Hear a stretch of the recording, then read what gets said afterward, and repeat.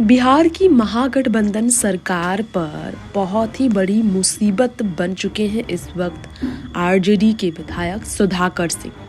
कृषि मंत्री के पद से बीते साल इस्तीफा देने के बाद लगातार मुख्यमंत्री नीतीश कुमार पर हमलावर रहे सुधाकर सिंह ने एक बार फिर से जंग छेड़ी है, जिनके खिलाफ आरजेडी की तरफ से नोटिस भी जारी किया गया।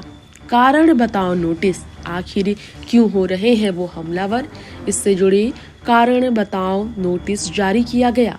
लेकिन सुधाकर सिंह ने याद दिलाया कि 17 सालों में उन्होंने 4 बार कुर्सी छोड़ दी और फिर से कुर्सी को पकड़ लिया।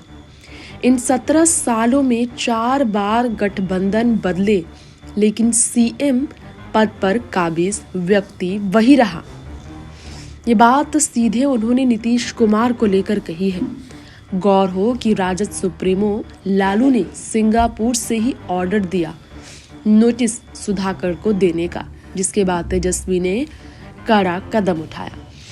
अब ऐसे में सुधाकर सिंह ने नीतीश पर फिर हमला करते हुए ये कहा है, तेवर दिखाते हुए आरजेडी के कोप भाजन जो बन चुके हैं कि पार्टी ने उन्हें नोटिस तो थमा दिया, 15 दिनों में जवाब भी मांगा, तो ये जवाब सुधाकर का है, ये कहा जा रहा है।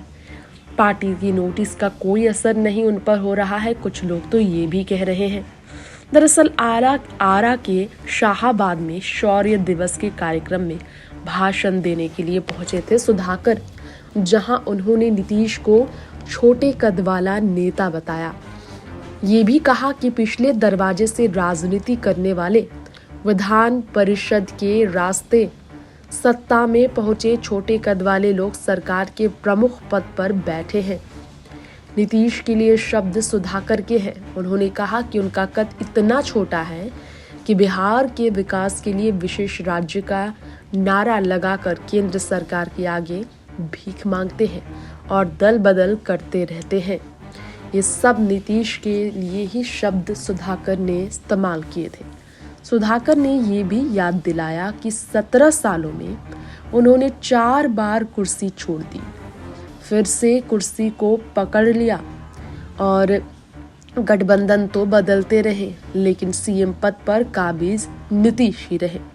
बिहार की तकदीर नहीं बदली, क्योंकि सीएम पद पर नीतीश ही बैठे रहे। कृषि मंत्री ने साफ किया कि गठबंधन के मुखिया मुख्यमंत्री नीतीश को महागठबंधन के बड़े साथी दल राजद के किसी भी विचार, सिद्धांत या नीति से सहमति नहीं है। पूर्व कृषि मंत्री ने ये कहा कि नीतीश का एकमात्र मकसद है कि सत्ता उनके हाथ में रहना चाहिए। बिहार को बर्बाद किया। ये भी शाहाबाद किसान मोर्चा द्वारा शौर्य दिवस का आयोजन करते हुए सुधाकर ने कहा। उन्होंने कहा, पिछले 17 सालों में बिहार को बर्बाद तो सिर्फ नीतीश ने किया है।